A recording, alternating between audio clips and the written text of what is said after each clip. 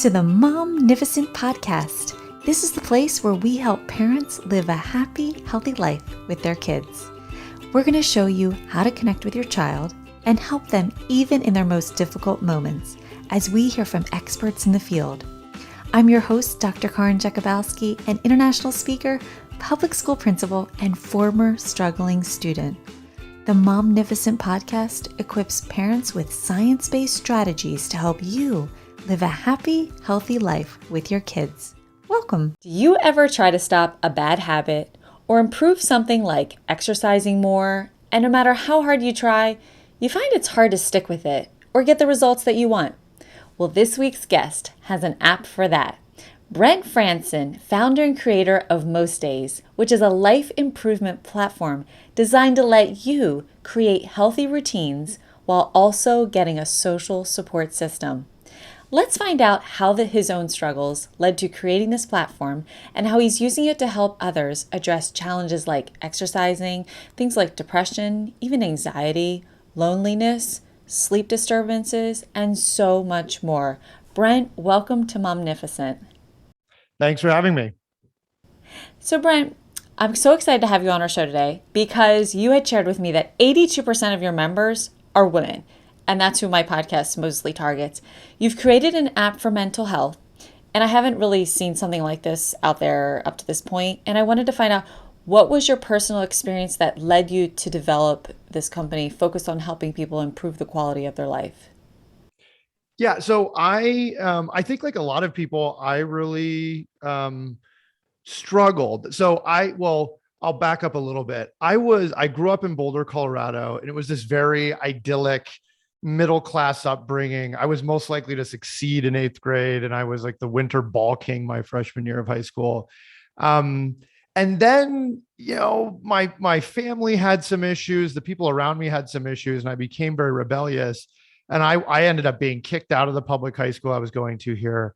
I went to a boarding school. I was shipped away, and I got kicked out of that school as well. I couldn't tell you if I graduated from high school, and I know that I dropped out of college. And so I had this path of like things going well and things were smooth, and then they went way off the rails for me personally. And I had kind of from age 15 to 22 or 23, it was just a really difficult period for me. I was finding my way. And also there's just a lot of addiction in my family. So my story has a lot of addiction in it. But on the flip side, there's also a lot of sobriety around me, and I've witnessed a lot of sobriety. And what's interesting about my own journey, and I struggled with addiction early in my 20s. I'm almost 40 now. And the close people around me who I've seen struggle with addiction is, addictions are, they're not cured, and cured's the wrong word, but they're not solved by modern medicine. Like the healthcare system doesn't really know what to do with them. And so, pills and procedures are what healthcare is pretty good at. And so if you are struggling with addiction, you need to stop doing that thing that you're chronically doing that's hurting your life. And then you need to start doing a different set of things. And what I realized in seeing these behavior change frameworks in addiction is no matter what you're struggling with, whether it's addiction or depression or diabetes, it doesn't matter. There's a set of things that you want to incorporate in your life, or you want to drop from your life to maximize the quality of your life or maximize the length of your life. And so that was the learning for me. I mean, I spent a lot of time. I have a career as an entrepreneur, and I spent a lot of time building businesses, but I was struggling like after 5 p.m. and in the evenings. And for me, I built a system I knew what I needed to do and what I didn't want to do. And I built a system to help me incorporate those things into my life. And it took me a long time to get it right. Change happens really slowly. But now I couldn't be happier. I couldn't be healthier because I've been able to do that. And so I think it was really realizing that the things that the name of the company is Most Days, the things that we do most days they really have a huge impact on the quality of our life. And it's hard to incorporate those things. And so I've set out to build a system and a platform to do that. I love this. So just the other day, I made a comment about self-care, and the response I got was, well, I don't have time for that. Why is it so important to prioritize oneself, and what does it mean to prioritize ourselves? Okay, so I think this is a very good question. So I think there's two ways you can think about this question. One is the time component of what you're asking. And so not having time for self-care, I think, is not being honest about the amount of time that self-care creates. And so let's think about a world, I'll just use an example for myself, where I am working hard and then I'm not exercising and I'm having a few beers each night. So let's just say there's not much self-care there. I'm prioritizing work and other things.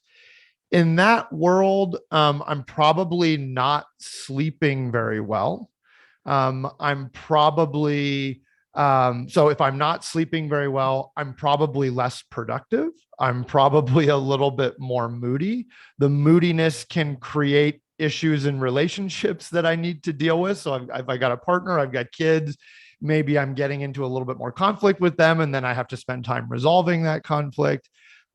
So even the really basic pieces of, okay, if I'm exercising, I'm probably more likely to sleep better. If I'm sleeping better, I'm probably going to be a little bit more productive in my work. So I'm going to get more done in a shorter amount of time. I'm probably going to be in a better mood. So I'm going to create less conflict that I then have to deal with. And so I think prioritizing yourself appropriately, creates time. It's actually net positive on time creation. So you don't want to think about, oh, exercising, I don't have time to exercise, because the 20 minutes, the 30 minutes, the hour, whatever it might be, you're probably getting more back than you're putting in other ways that are a little bit more difficult to see in your life.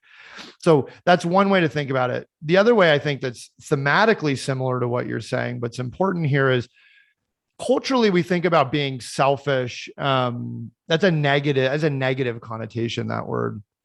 And I think that's wrong. I mean, I think there are things that are selfish where, like, I've got enough food to share or whatever, and I don't share it with somebody and things that are very obviously selfish. But I think this, on airplanes, they tell us, put on your own face mask before you help others, because if you run out of oxygen and you're just laying on the ground unconscious, you're of no good to anybody. And I think that's so true for us as individuals. Is if we take care of ourselves, if we really love ourselves and we take care of ourselves and we maintain ourselves physically and mentally, we're going to be much better partners in the relationships, in the romantic relationships that we're in. We're going to be better parents. We're going to be better, sons and daughters. And so I really think, at least in my own life, about a set of concentric circles that are where my priorities are. And I put myself at the center of those concentric circles. Not, it sounds kind of ridiculous to say it, but as a father, my relationship with my partner is really important to me, and my relationship with my daughter, those are most important. If I'm not sleeping well, eating well, exercising, taking care of myself, I'm not practicing mindfulness, I'm just a shell of the father and partner I can be. And then in the second tier, I think you've got to put your relationship. I think this can be hard for a lot of parents, but the unit of the parents needs to be good and it needs to be healthy, I think, in order to be really good to our kids. And then I think obviously the atomic unit is kind of very, your kids are kind of in that third circle. So they're all really close in terms of the priorities. I mean, and there are cases where if a child needs something, of course, you don't exercise, you help the child. I don't want it to be misconstrued. But I want to help people. I want to help give permission to people. Like, it's okay to take care of yourself, because if you're taking care of yourself, you're actually taking care of others. And the last thing I would say on this is, we see this really starkly in addiction. In addiction, when people are using, it's the opposite of taking care of themselves, and that can really hurt the family unit. It hurts or kills relationships. And so, if often what happens in addiction is you have to spend some time, like go to rehab, or you got to spend some time away being selfish and kind of getting right just with you. And then you're going to be so much better in terms of being in relationship to other people. So I know that's more than what you asked, but I can't help it anytime I think about this kind of prioritizing self conversation. Well, I really like how you just connected all those areas of our lives that we all show up at, and how one way or the other, whether you're going to take care of yourself or the addiction, which kind of is abusing yourself, and how we show up. But I love how you just walked us through all those different areas and pictures of our life that is so interconnected that we might not think at first when we say things like, well, I don't have time for that. So I love how you brought that through. So one of the things that I like about the title of your company, and you're at most days, you're not going for perfection here. And you don't have to be 100% perfect every day. And you kind of talk about a formula. So how many days do you have to stay on track? And where does that mindset come from? And how did you develop this mission around that? Sure. So, I mean, it's been a mindset that's been really important for me. I have struggled with everything. I struggle with a little bit of anxiety and depression. I have struggled with addiction and dependence and sleep. And I don't struggle with most of those things anymore. And it really came actually from this mantra in quitting smoking cigarettes. I've quit way too many substances, but I haven't had a cigarette in 15 or 20 years. But when I quit smoking cigarettes, my mantra was don't quit quitting. And so it didn't take the first time, the second time, the third time, but I didn't quit quitting. And eventually I quit. And what you realize when you are trying to change your habits, because changing your habits and changing your behavior is really hard, and is self-compassion is really core to the process. And it is a process. It's a journey. You're not arriving at some destination. You don't start it and then complete it. We are works in progress from the day that we're born until the day that we die. And what I realized was this self-criticism, it really gets in the way. And so, okay, I want to start going for a run every morning, and then day two, even day one, I don't get out of bed and go for the run. If I go into this whole talk track of I'm never going to be able to do it, I'm such a screw up, I'm always going to be unhealthy and not in shape. We're using the example of exercising a lot, and there's a lot more that's important there. But it's actually a very counterproductive cycle that you get into, because then you're feeling worse about yourself. And for me, then I'm more likely to engage in the behaviors that are numbing. So there's, shame is so toxic. There's a little bit of shame. The way I think about the difference, this is not mine, between shame and guilt. The shame is like something is wrong with me. And then guilt is like, oh, I did something wrong. But there's a big difference in terms of how toxic that can be personally.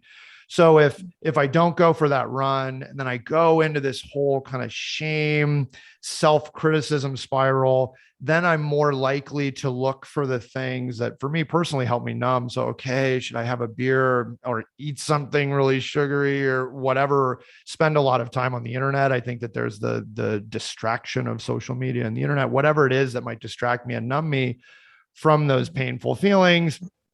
And then there's another set of another talk track that is like where you're almost justifying, hey, I don't do the thing because I'm not kind of the type of person. And I think more importantly, if we change that and we think about that from the most days perspective, I wake up and it's hey, I didn't get it done today. That's okay. I'm a human. This is a journey. It's about progress. It's not about perfection. And tomorrow's a new day. I'm going to set an intention that I'm going to get it done tomorrow. And, changing your life in any way, real progress it's slow and it's arduous. There aren't silver bullets. I mean, the reality of this is like every day you just want to try to get a little bit better. And so, if you're failing in that way, but you're kind of like changing the talk track in your mind. That's what success looks like, and you can compare it like you can always have a sports analogy, and I can't help myself, but like LeBron James doesn't become LeBron James without missing a shot. He's missed a lot of shots, and that's how you get better at trying to put a little, basketball into a hole. And like, that's no different with trying to work out or meditate or anything else. The other thing that I would say that's part of the Most Days philosophy is it's about, it's binary. So each day in Most Days, so you have a set of habits that you're trying to incorporate in your life. And each day you mark yes or not today. Did you complete them? And I think a lot of times we think about intensity first as opposed to consistency. And you really want to focus on consistency first. So if we continue with this example of working out, so if I get out of bed that morning and I walk around the block, count it, feel good about it. You put on the shoes, you walked out the door, and you walked around the block, feel good about it. You got out of the house.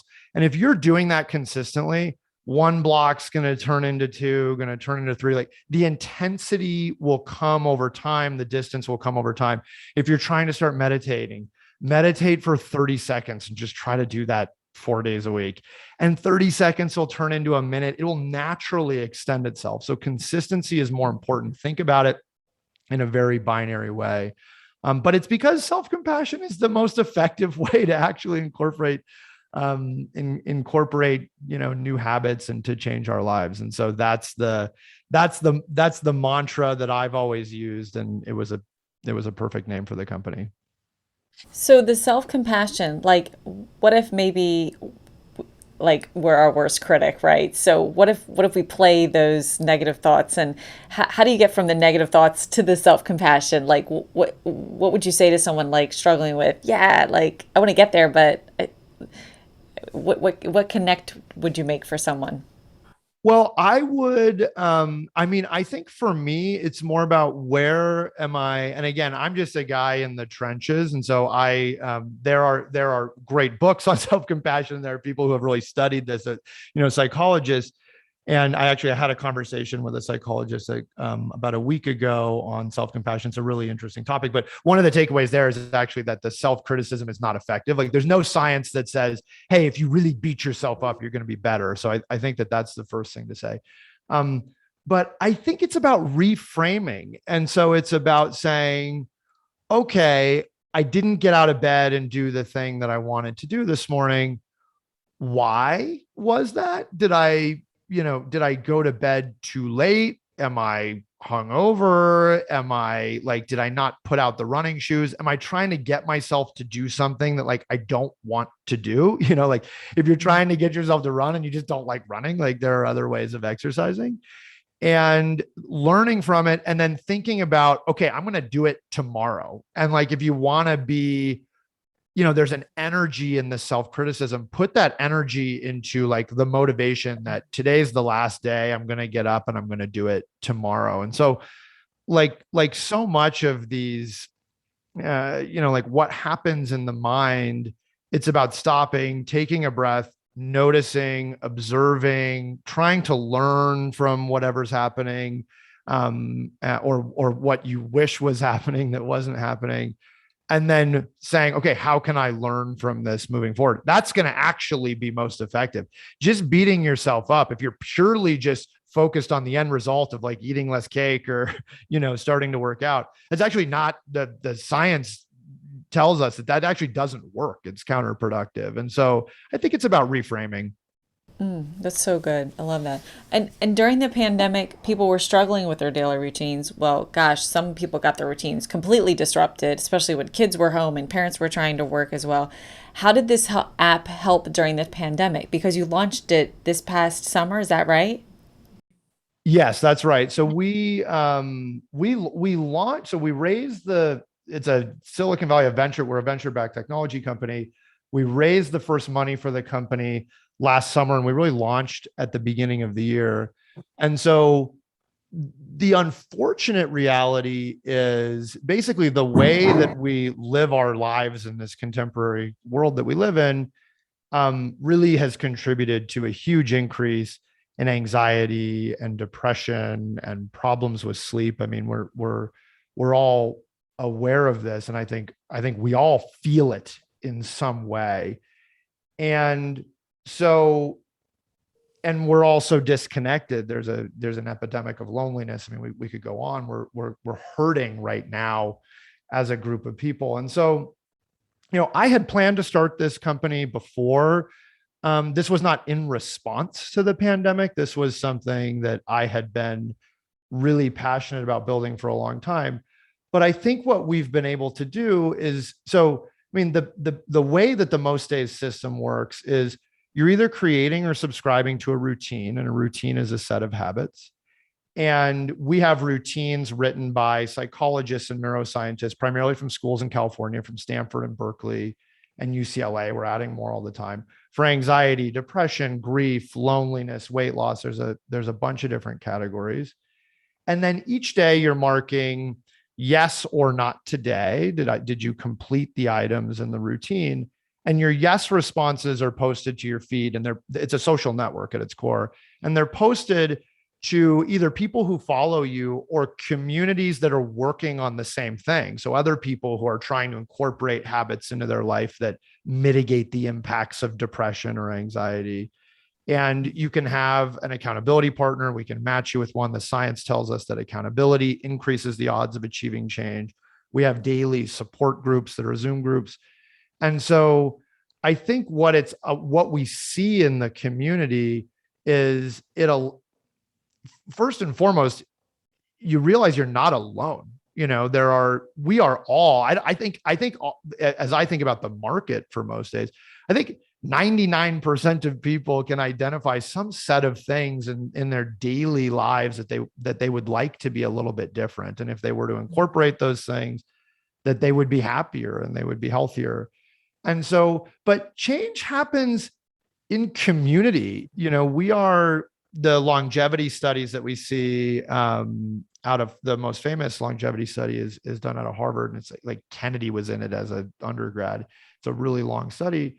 And the kind of the core driver of length of life is community. And so it's a place for people to come together and support one another in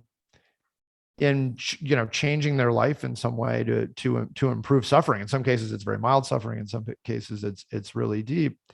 And that's just even more important in a world in which we're isolated, in a world in which this virus, if we get too close to one another, it spreads between us. That's such an awful thing in terms of just the way that human beings have existed for so long. So it's about bringing people together. It's about destigmatizing it. It's about letting people know that they're not alone. And just those things go a really long way if you're somebody who, and I think we all are in some way, who's struggling with really anything. I mean, there's no matter what you're struggling with, there's a set of things you can do most days that can help improve the quality of your life. I think it's absolutely genius. And even before COVID, so many people were so glued to their phones because that's like the thing that we can't live without. And even before COVID, you would find yourself walking into a doctor's office and nobody's saying hi anymore to people or making that small talk anywhere you go or most places. And then with the pandemic, now we got masks on and we got distance. So we're even more isolated from each other. And I love what you're saying here about the community because it's so true. And the minute someone lets down their guard enough to say, oh crap, I'm dealing with X, Y, and Z, all of a sudden people are like, oh, you are too? Like, I'm just not the only one going through it. And I think it's bringing us together that we see this perfect picture, out in the world or on the magazine or Facebook. And I always say those are moments in their life. We all got like crap that's going on, like working through something that we want to do that we could do to improve our lives. So Brent, before we go, what are you hoping that Most Days accomplishes for people or those who you created this for? Yeah, I mean, look, I want to devote my life as an entrepreneur and as a technologist to helping people. And the mission our mission is to measurably improve quality and length of life globally by helping people change their behavior. And, we're filling a really important gap in terms of the modern healthcare system. So 50% of health outcomes are attributed to behavior. Dr. David Sinclair, who is at Harvard, and he's kind of the leading researcher on longevity, on just increasing length of life, says that 80% of longevity is in our hands. But the healthcare system, and it's about 25% of GDP. We spend about $4 trillion in the US on healthcare every year. It's not that the intentions are bad, but the healthcare system does not economically incentivize helping patients with what happens between visits. The average doctor's visit is 16 minutes long. And it is, 8 minutes of you describing to the doctor whatever's going on, 4 minutes of the doctor. And this part of it is anecdotal, but 4 minutes of the doctor, either referring you to somebody who can help you or writing a prescription, and like 1 to 2 minutes of, oh, and by the way, you should eat less red meat, or mindfulness, or whatever, like, hey, here's some things you can do. But that doctor doesn't have an economic incentive. It's not the way that they're paid to follow up with you and see if you're doing those things, et cetera. And the same actually is true for psychologists and therapists. They have an hour a week if you're seeing them, and they might give you some of these tools, but then you're on your own once you walk out. And so we are really focused on building a platform where no matter what you're struggling with, you can identify a set of things you can do most days to improve the quality of your life. And we've got these amazing experts who write these routines. And then B, actually helping you achieve that change, increasing the odds that you achieve that change, because adopting habits, dropping habits, this is really hard.